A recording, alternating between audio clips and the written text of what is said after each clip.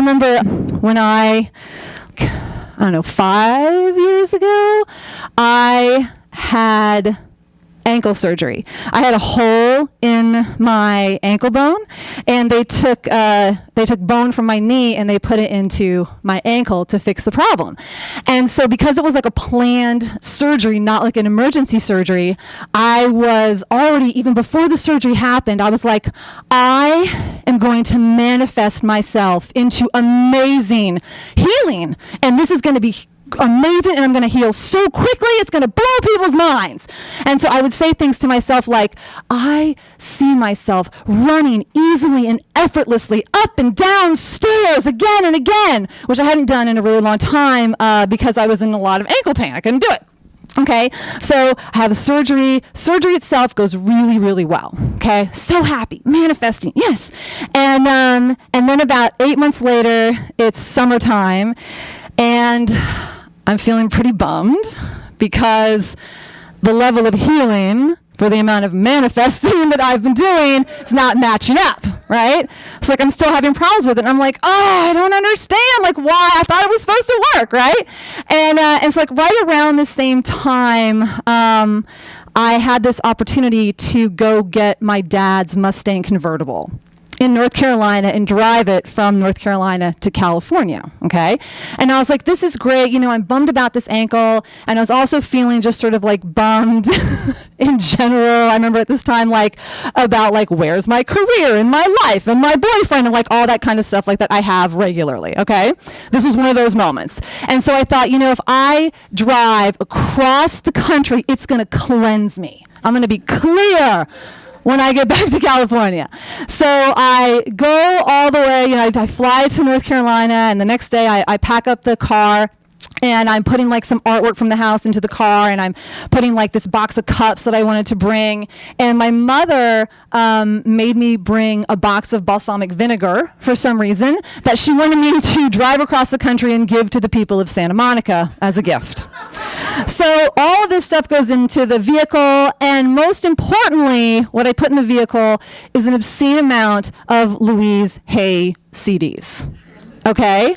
And so I'm just going to manifest my way all the way across the country because apparently in LA it wasn't working. It was like not focused enough, right? So I take off, I'm putting the CDs in, and I've got the top down. It's hot as hell because it's the summer and it's the South, and I'm just like going for it, through like Tennessee and Arkansas and Texas, and I'm just driving and driving and driving, and I'm saying things like, my cells know exactly how to heal. I love myself. My bones are perfectly aligned. All is well in my world, right? Over and over and over again. And sometimes it sounded like that. And sometimes it sounded like, I am healing now, earth, right? As I'm like racing down the interstates, okay? And so this went on for about 4 days. And I don't know if you've ever driven by yourself for 4 days, going like 80 miles an hour with the top down and manifesting maniacally. But, and the sun like just like beaming into your freaking eyes, like no matter what you do, because you're going west, and so I was just beginning to lose it like around the 4th day, and I'd hit New Mexico. And my dad had been calling me like throughout the entire time going, you need to go to Santa Fe. You need to go to Santa Fe. And I was like, fine, I will go to Santa Fe. So I drive up to Santa Fe, and like I said, so when I get up there and I get out of the car, I'm like, I'm not getting back into that damn car. I'm just going to live in Santa Fe now because I cannot drive anymore. This is how this is going to go, okay? And so I'm like, my nerves are on edge. I'm not having the cleansing experience that I thought I was going to have. I'm feeling like lonely and nervous and anxious, right? And I'm having breakfast with this Norwegian couple in the hotel where I was staying. And I just asked them, I said, what are you guys doing today? And they said, oh, we're going to go to the Georgia O'Keeffe Museum. And I was like, I'm sorry, what was that? What was that, Georgia O'Keeffe? And they're like, yeah, it's right around the corner. So I like raced to the Georgia O'Keeffe Museum because I love Georgia O'Keeffe.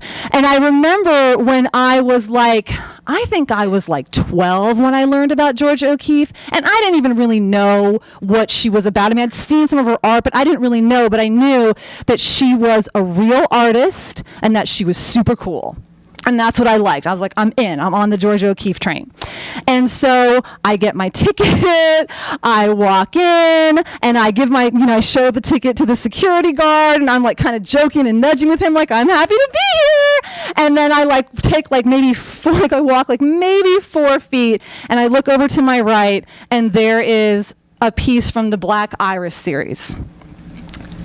And I start bawling. It was like someone was like, click, and just crying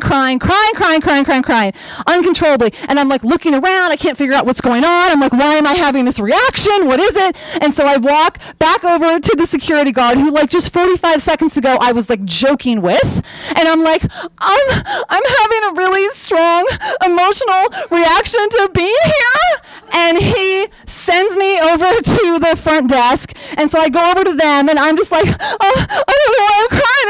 I just forgot how much I really like Georgia O'Keeffe, and I've been driving in my ankle, and so then they hand me a box of tissues, and they're just sort of move along, away. And so I do move along, and I proceed to walk through the entire museum bawling, uncontrollably bawling, unable to stop myself. I can't even be embarrassed about it anymore. It's just ridiculous. And there was a documentary that was playing that was 20 minutes, and I couldn't sit in the documentary because I was bothering the people around me. I had to leave. I was like, like this. And I'm like, what is going on? So then I'm just like, whatever, just keep looking at stuff, And so I see a piece, from the Black Place, that whole series that she would paint when she would go out there.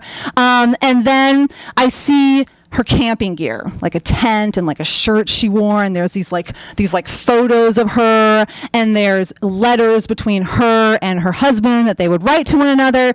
And as I'm sitting there, and all of a sudden, my tears just kind of start to calm down as I'm looking at this tent. And then I realize, I think I realize why I'm crying so hardcore is because of that little 12-year-old who was like, I want to be a real artist like her. I was really, really inspired by her. And I remember thinking that I didn't feel like a real artist. I'm a writer. I'm not a visual artist. I'm a writer. And I was like, I don't feel like a real artist. And I remember in that moment, I was like, well, I'm just going to be a real artist then. I'm just going to take ownership of that. So I get back in my car, and I don't put any CDs on, and I'm not going 80 miles an hour anymore. I'm going 65-ish, just really calm and chill. And I'm not driven to get anywhere. I'm just sort of experiencing it. And I get to that part of the 10 that I start to recognize, and I realize that the journey is over, that I have done this whole trip across the country.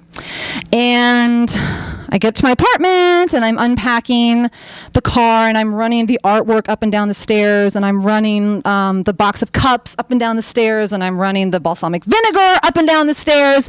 And then I realize, oh my God, I am running easily and effortlessly up the stairs. Holy shit, it worked! Thank you.